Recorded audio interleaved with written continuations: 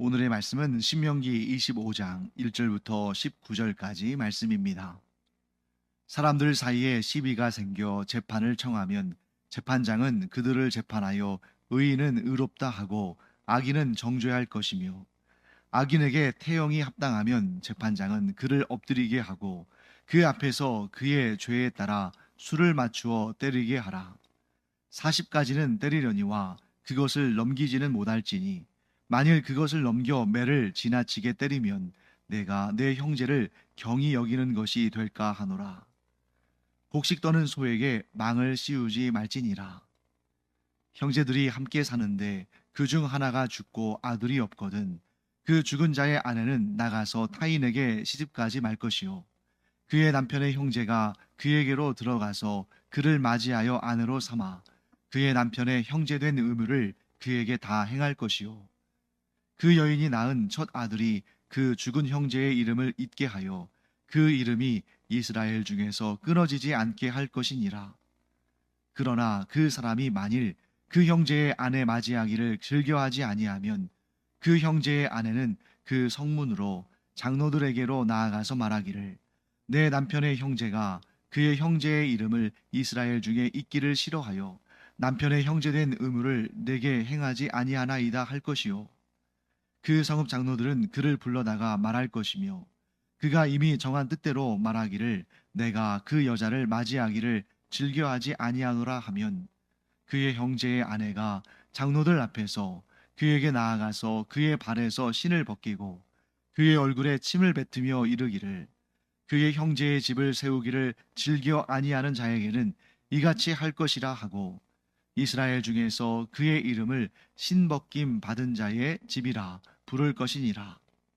두 사람이 서로 싸울 때에 한 사람의 아내가 그 치는 자의 손에서 그의 남편을 구하려 하여 가까이 가서 손을 벌려 그 사람의 음낭을 잡거든 너는 그 여인의 손을 찍어버릴 것이고 내 눈이 그를 불쌍히 여기지 말지니라. 너는 내 주머니에 두 종류의 저울추 곧 큰 것과 작은 것을 넣지 말 것이며, 내 집에 두 종류의 돼 곧 큰 것과 작은 것을 두지 말 것이요, 오직 온전하고 공정한 저울추를 두며 온전하고 공정한 되를 둘 것이라. 그리하면 내 하나님 여호와께서 내게 주시는 땅에서 내 날이 길리라. 이런 일들을 행하는 모든 자, 악을 행하는 모든 자는 내 하나님 여호와께 가증하니라. 너희는 애굽에서 나오는 길에 아말렉이 내게 행한 일을 기억하라.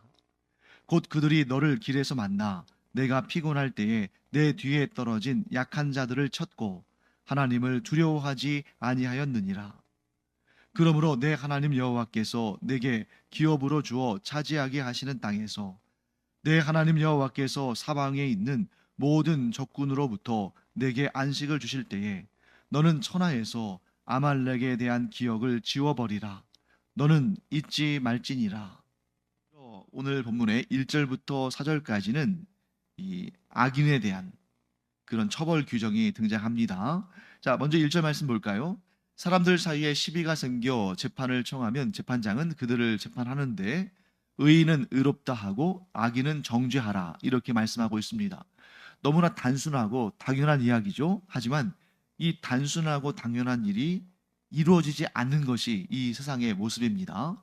그래서 우리가 이 부분에 있어서 이 율법보다 오히려 더 오래된, 예를 들면 함무라비 법전 같은 더 오래된 그런 법전들이 있는데, 그런 법전들과 이 하나님의 율법, 또 그리고 그 이후에 나온 그런 법들도 우리가 비교해 볼 수가 있는데, 물론 이 율법이 완벽한 법이다라고는 말할 수 없습니다. 왜냐하면 율법이 완벽한 법이라면 그 후에 주어지는 다른 율법적인 조항들이나 혹은 복음을 통해서 율법을 완성하는 일이나 이런 것들이 나올 필요가 없겠죠. 그러니까 율법에 담긴 하나님의 뜻은 완전하지만 이 당시에 사람들이 살아가는 그러한 문화나 환경이나 그들의 그런 어떤 상황들을 고려해서 하나님께서 율법을 주셨기 때문에 그 율법의 조항들은 사실은 완벽하다 이렇게 말할 수는 없겠죠. 하지만 그 안에 완벽한 하나님의 뜻이 담겨 있습니다. 그 완벽한 하나님의 뜻은 뭐냐면 의로운 일은 의롭다 하고 악한 일은 악하다 하라. 의인에게는 의로운 자에 대한 상을 주고 악인에 대해서는 악인에 대한 벌을 줘라. 이게 이제 하나님의 뜻인 것입니다. 그러면서 이제 2절 말씀에 이런 내용 나오죠. 악인에게 태형이 합당하면. 자, 이 죄가 사형죄에 해당하거나 혹은 그냥 경고만 하고 놓아주는 그 정도 죄가 아니라 태형을 통해서 그에게 응징함으로 그 죄를 다시 짓지 않게 하고 그 죄가 악한 것임을 깨닫게 하고 그 죄값을 치르게 하라 하는 것이죠.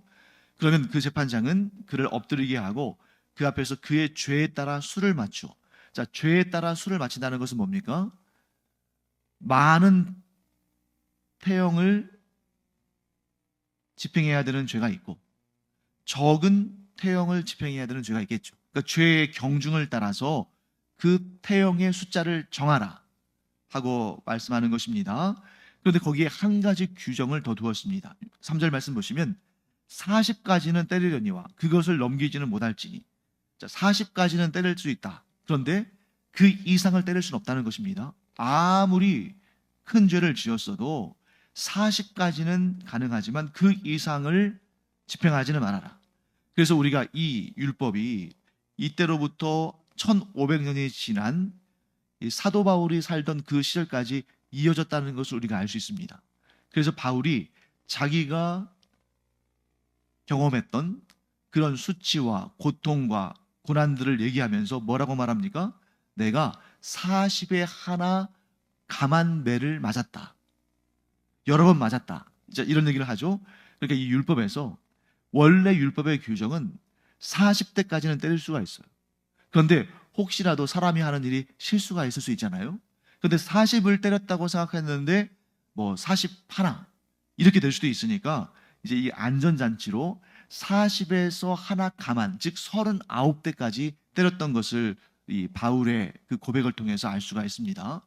자, 그러면 이 죄인에 대해서 태형을 하는 그러한 이 규정 속에도 하나님의 마음이 담겨 있다는 것을 우리가 알 수 있겠죠. 첫째는 죄에 대해서는 반드시 그에 비례하는 징벌이 주어져야 한다 하는 것입니다. 두 번째, 그런데 그 죄에 대해서 너무 무겁게 행함으로 그의 생명이 지금 사형이 아닌데 태형인데 그의 생명이 끊어지지 않도록 그렇게 너무 과도하게 처벌하지는 말아라.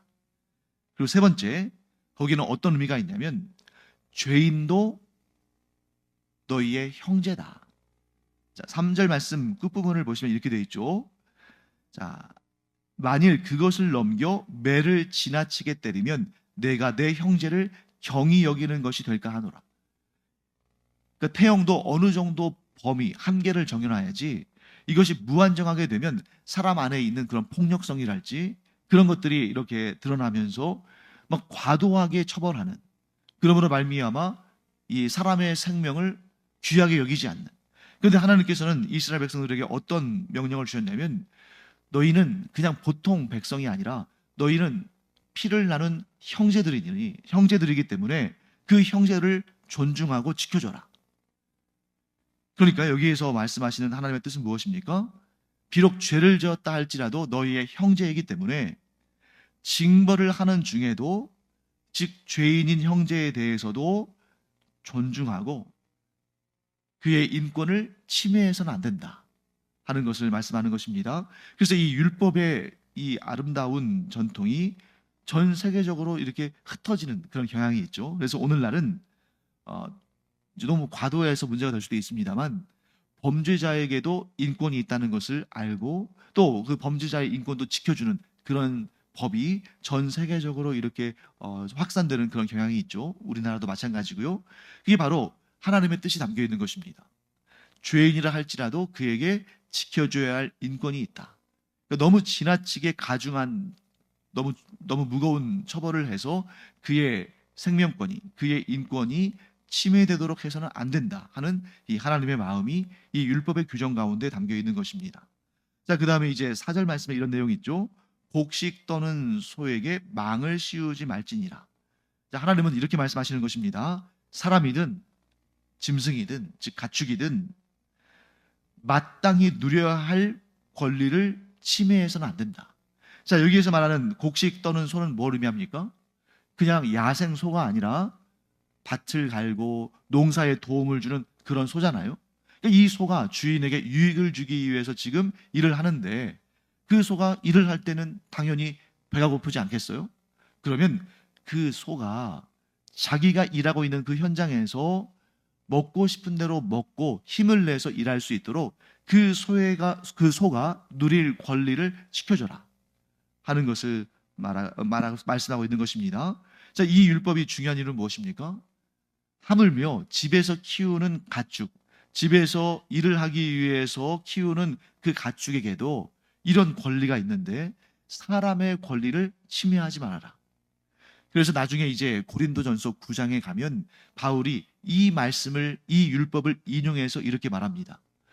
우리라고 해서 복음을 전하면서 이 복음을 전한 사람들로부터 성도들로부터 도움을 받을 권리가 없겠느냐.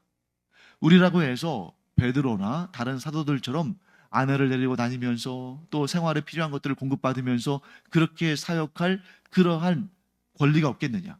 그런데 우리가 그 권리를 사용하지 않는 것은 너희로 하여금 하나님의 법을, 예수 그리스도의 그 복음을 돈을 받고 파는 것처럼 그렇게 오해받기 싫어서 우리가 자비량하면서 이렇게 사역을 한다. 자, 이런 설명을 고린도전서 9장에서 하는 것을 또 우리가 보게 되는 것입니다. 자, 그 다음에 이제 5절부터 10절까지는 아주 독특한 규례죠. 죽은 형제를, 그의 권리를 지켜주기 위해서, 죽은 형제의 권리를 지켜주기 위해서 그 죽은 형제의 아내와 그의 가정에게 해야 할 형제들의 의무에 대해서 설명하고 있습니다.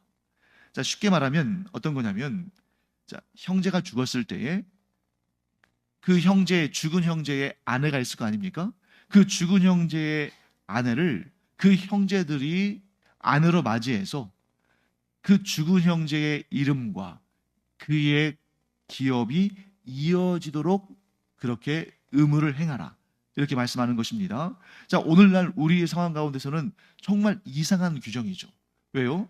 자, 오늘날은 죽은 형제의 아내, 뭐 그 형수든 제수든 그 죽은 형제의 아내와 그의 형제들이 결혼한다는 것은 생각할 수도 없는 일이잖아요. 오히려 죽었으니까, 사별했으니까, 이제 자유롭게 되었으니까 뭐 재혼을 한다든지 다른 남자와 재혼한다든지 이런 것들이 허용이 되지만, 그 죽은 남편의 형제들과 결혼하는 것은 너무너무 이상한, 정말 생각할 수도 없는 그런 일입니다만, 이스라엘에서는 왜 이런 규정이 있냐면 이것이 이제 장차 들어가서 차지하게 될 가나안 땅에서 하나님이 주실 그 기업과 관련되어 있습니다. 자, 이스라엘 백성들에게 어떻게 땅이 주어지냐면, 일단 지역별로 각 지파에게 지역을 할당하죠. 그러면 그 지역을 받게 된 그 지파에서 또 제비를 뽑거나 이런 방식을 통해서 땅을 나눕니다. 근데 그 땅은 그 가문에서 대대로 이어져요.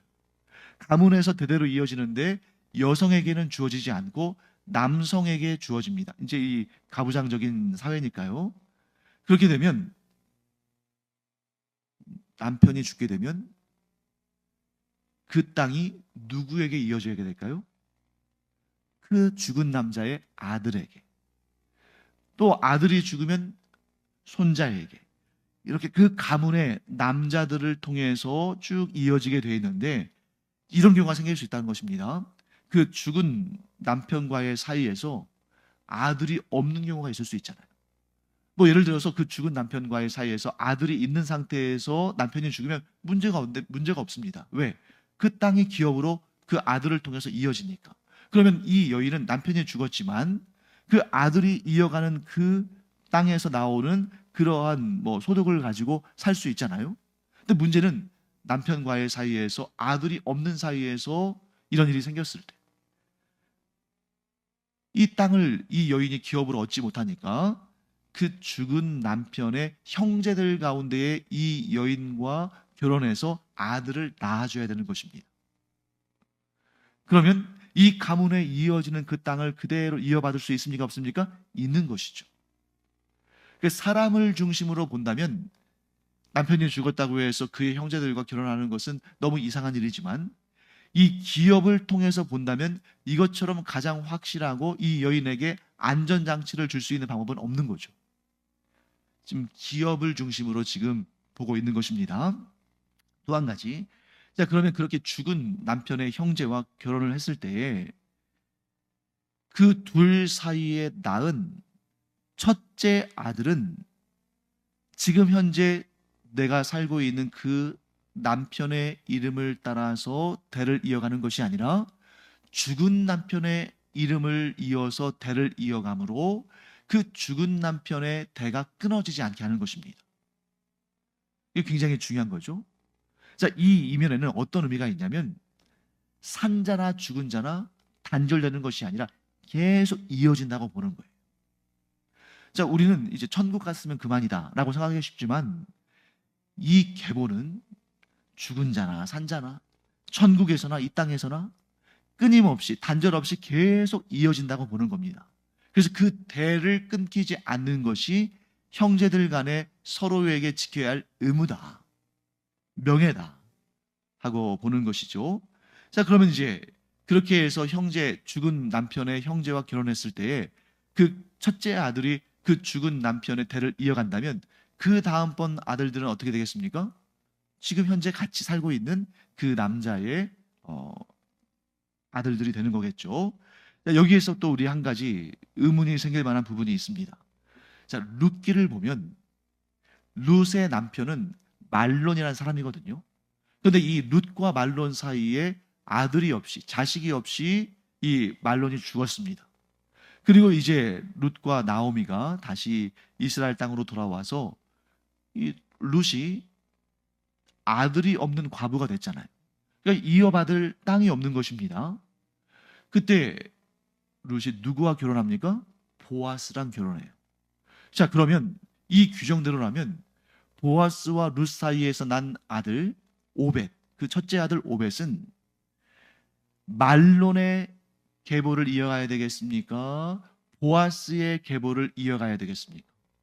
이 율법의 규정대로라면 죽은 사람, 말론이라는 그 첫 번째 남편, 모압 땅에서 죽은 그 남자의 계보를 이어가야 할 것처럼 보이잖아요.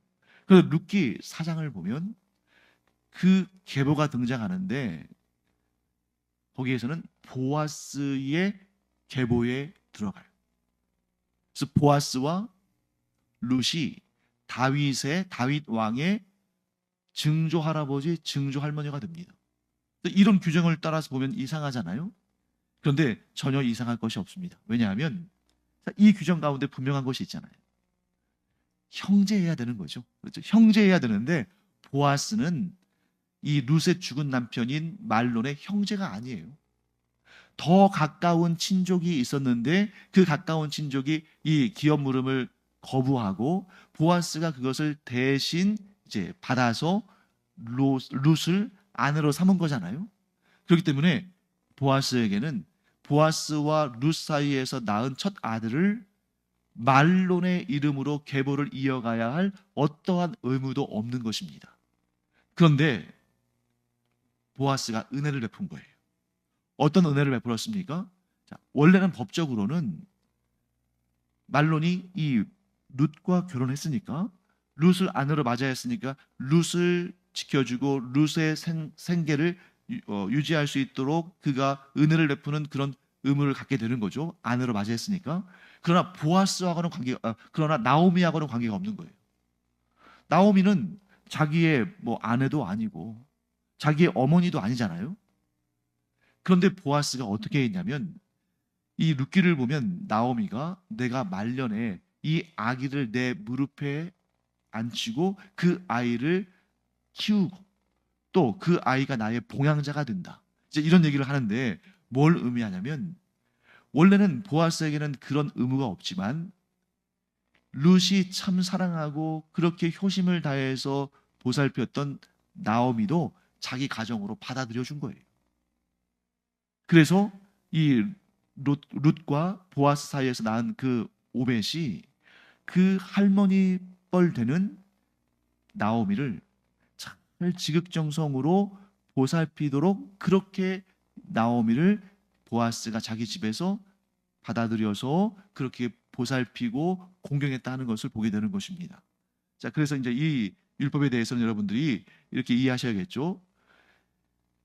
이런 죽은 형제의 아내를 그 형제들이 받아들여서 이렇게 결혼 관계를 통해서 이런 율법의 행위들로 하는 이유는 죽은 자의 명예와 그의 가문이 끊어지지 않도록 그렇게 은혜를 베푸는 것이며, 또한 이 기업을 얻지 못하는 여인, 이 여인의 삶을 지켜주는 그런 은혜의 방편이었다, 이렇게 이해할 수가 있습니다. 자, 그 다음에 11절과 12절 말씀 보시면 두 사람이 서로 싸울 때에 그때 이제 한 사람의 아내가 그 치는 자, 즉 서로 싸우는 상대방 남자의 음낭을 잡거든 그 여인의 손을 찍어버리고 그 여인을 불쌍히 여기지 말라. 자, 이 규정은 앞에 우리가 1절부터 3절까지 나왔던 그 규정과 연장선상에서 볼 수가 있습니다. 자, 죄에 대해서는 징벌을 해야죠. 하지만 그 죄에 대한 징벌은 그 한계가 있습니다. 그래서 이 율법의 징계의 한계, 그것을 우리가 간단하게 이렇게 설명했죠. 눈에는 눈, 이에는 이. 지은 죄에 대해서는 그 지은 죄만큼만 처벌하도록 하는 것이 눈에는 눈, 이에는 이라는 율법의 기준입니다. 그런데 여기에서 이 여인이 음낭을 잡았다는 것은 뭘 의미하냐면, 물론 정당방위라고 주장할 수도 있지만 두 가지 면에 있어서 악을 행한 것입니다. 첫째는 그 상대방 남자를 인격적으로 수치를 준 거예요. 자, 그 싸우고 있을 때 사람들이 지켜보고 있지 않았겠습니까? 그런데 그 한 여인이 한 남성의 음낭을 잡았다는 것은 인격적인 모멸감을 주는 것입니다. 자, 두 번째는 이렇게 음낭을 잡았을 때 그냥 잡고 만 게 아니라 해를 미칠 수 있겠죠. 해를 미치면 두 가지 문제가 발생해요. 또 첫째는 무엇입니까? 후손을 가질 수 없는 그러한 문제를 일으킬 수 있겠죠. 자, 또 한 가지 문제는 뭐냐면 우리가 앞에서 이스라엘 총회에 대한 규정을 보았는데 그 이스라엘 총회에 들어갈 수 없는 사람들, 그래서 쭉 목록이 나오는데 거기에 어떤 목록이 있습니까? 음낭이나 또는 음부가 잘렸거나 해를 입었을 때, 즉 이런 생식기에 문제가 있는 경우에는 여호와의 총회에 들어갈 수 없다, 이런 규정이 있었죠. 그러니까 이 사람이 여호와의 총회의 일원인데 그 총회의 일원이 될 수 없게끔 만드는 그러한 참 그 불명예스러운 일을 할 수 있다는 것입니다.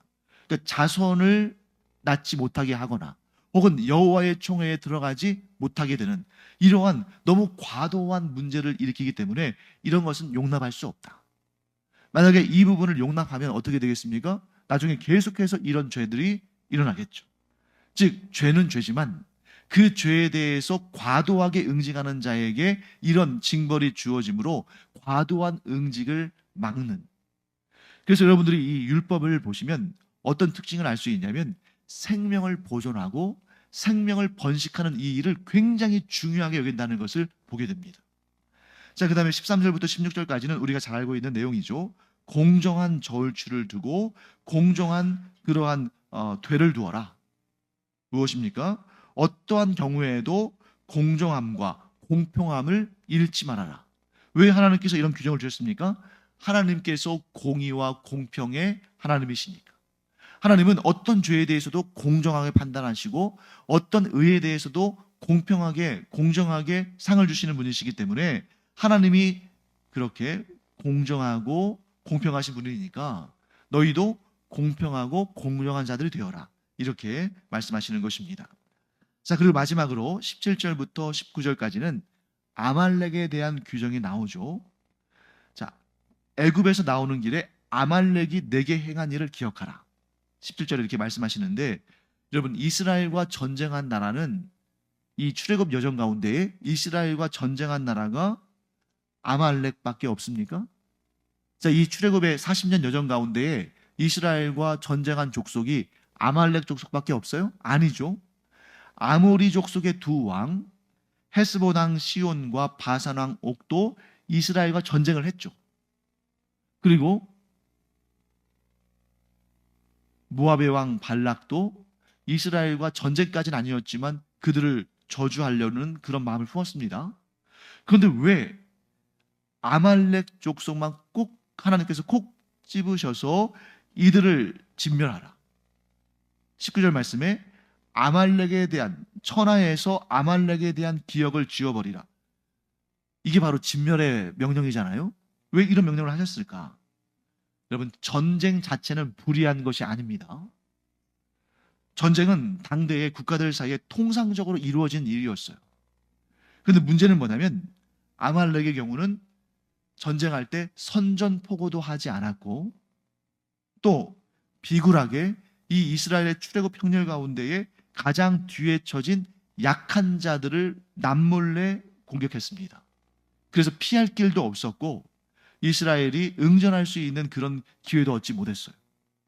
그렇기 때문에 하나님께서 그들을 불의한 자들이라고 책망하시고 그들을 진멸하라고 말씀하십니다.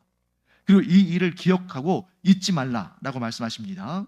자, 왜 하나님께서 특별히 아말렉에 대해서 이런 진멸의 명령을 내리시고 그 역사를 잊지 말라고 하셨냐면 하나님께서 장차 세우실 이스라엘이라는 나라의 정체성이 무엇인지를 알려주고 계시는 거예요. 자, 이제 조금 있으면 이스라엘 백성들이 여호수아와 함께 요단강을 건너서 약속의 땅 가나안 땅에 들어가서 그 땅을 차지하고 나라를 세워야 되는데 하나님은 그 나라가 어떤 나라가 되기를 원하십니까? 의로운 나라. 그 나라가 공정한 나라. 그 나라가 하나님을 기쁘시게 하는 하나님의 뜻에 순종하고 충성하는 그런 나라가 되기를 원하신다는 거죠. 그 과정에서 하나님께서 가장 불의하다고 생각하신 그러한 족속이 바로 아말렉 족속입니다. 왜? 그들은 불의했으니까. 그들은 약자를 괴롭혔으니까. 그들은 정당한 방법이 아니라 불의한 방법으로 이스라엘의 뒤편을 쳤으니까.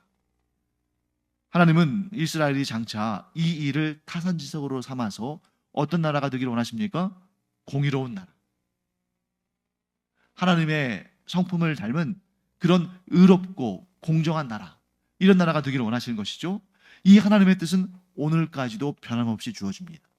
그래서 우리가 그리스도인이면서 오히려 세상 사람들과 같이 혹은 세상 사람들보다 더 불의하게, 불공정하게, 불공평하게 대하면 하나님께서 더 우리를 책망하시고 그 문제에 대해서 반드시 하나님께서 징계하신다는 거죠.